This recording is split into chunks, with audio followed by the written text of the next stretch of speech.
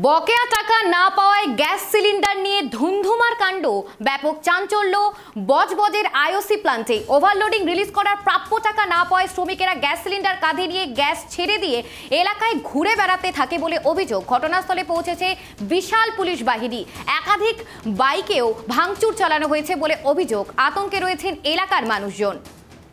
এই মুহূর্তে আমাদের সঙ্গে টেলিফোন লাইনে রয়েছে আমাদের প্রতিনিধি গোপাল। গোপাল, এই মুহূর্তের কি আপডেট রয়েছে? দেখো সুপ্রিয়া, তোমাকে বলে রাখি, বজবজ আইসি গ্যাস প্লান্টে গতকাল প্রায় গভীর রাত পর্যন্ত বিধ্বংসী তাণ্ডব চালাবার পর শেষ পর্যন্ত পুলিশ কিন্তু তাদেরকে সরিয়ে দিতে পারে এবং তাদের বেশ কিছু মানুষকে গ্রেপ্তার করে। তবে এলাকা থমথমে রয়েছে। এলাকায় সব থেকে বড় জিনিস বলে প্রায় 50 থেকে 60টির মতো মোটরসাইকেল ভাঙা হয়েছিল। সেই সমস্ত মোটরের ধ্বংসাবশেষ পড়ে রয়েছে।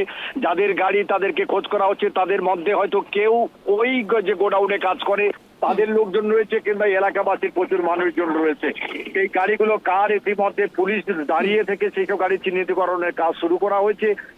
এত গাড়ি এখানে কেন রাখা হলো, তবে প্রত্যক্ষদর্শী যারা রয়েছে তাদের সঙ্গে কথা বলে জানা গেছে যে জায়গাটায় এই যে ধ্বংস লীলা চলেছে সেই জায়গাটায় প্রচুর মানুষ গাড়ি রাখে, অর্থাৎ যারা পথচারী কিংবা দোকানে যারা আসে, ওই গোডাউনে যারা আসে, তারা কিন্তু মোটরসাইকেল ওখানে রেখে দিয়ে তারা তাদের কাজে যায়।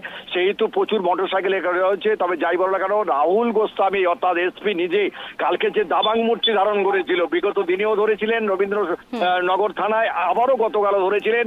শেষ পর্যন্ত তিনি তার আয়ত্তে আনেন এবং বেশ কিছু মানুষকে গ্রেপ্তার করে। তবে গ্রেপ্তারের সংখ্যা এখনো জানা যায়নি। তবে গ্রেপ্তারের সংখ্যা কিন্তু 10 ছাড়িয়েছে বলে জানা গেছে। আরো মানুষের খোঁজ চালানো হচ্ছে প্রকৃত যারা বিক্ষোভ লীলা করেছে। তবে যে প্রথমে দেখা গেছে একটা সাদা গেঞ্জি, যেটা প্রশাসন সূত্রে খবর, যে গ্যাস কাঁধে করে নিয়ে করছিল, প্রচুরই করছিল, কিন্তু তাকে খোঁজার চেষ্টা করা হচ্ছে।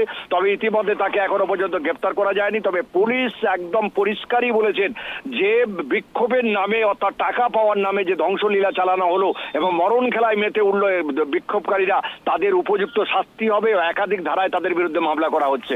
গোপাল, তোমাকে আরেকটা জানিয়ে রাখবো যে এই যে রাস্তার মধ্যে যে এইসব হচ্ছে, সেখানে গাড়ি চলাচলে কতটা অসুবিধার সম্মুখীন হচ্ছে সাধারণ মানুষ? দেখো, যে জায়গাটা মূলত বিক্ষোভ হচ্ছিল তার কিছুটা দূরে বাইপাস রোড রয়েছে।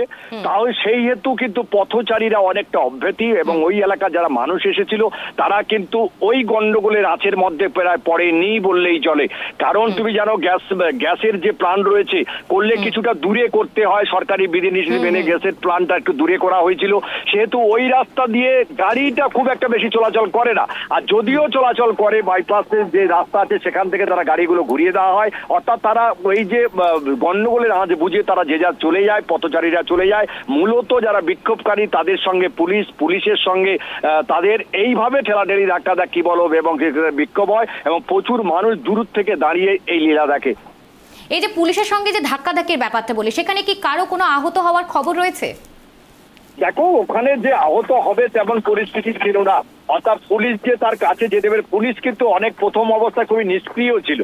অর্থাৎ পুলিশ কিন্তু চেয়েছিল বুঝিয়ে বিক্ষোভকারীদের ঠিক করতে। কারণ যদি মূলত যারা বিক্ষোভকারী তারা প্রকৃত লক্ষ্য করে টাকা একজন পায়, তাদের পরিবার এখন খেতে পারছে না, এরা পরিস্থিতি মনে করে পুলিশের মানবিক মুখ প্রথম দিকটা ভালো দেখা গেছে। কারণ তারা চায়নি যে ওদেরকে ধরতে, ওদেরকে মারতে বা ওদের সঙ্গে করতে। বুঝিয়ে যখন কাজ হয়নি, যখন একের পর এক তাণ্ডব লীলা বাড়ছে, ঠিক তখনই কিন্তু তারা দেখা গেছে, তখনই পুলিশ কিন্তু শেষকালে তারা নামে এবং তারা তাদের উপরে লাঠিচার্জ করে এবং তার নেতৃত্ব দেয় রাহুল গোস্বামী এসপি। ধন্যবাদ গোপাল তোমাকে।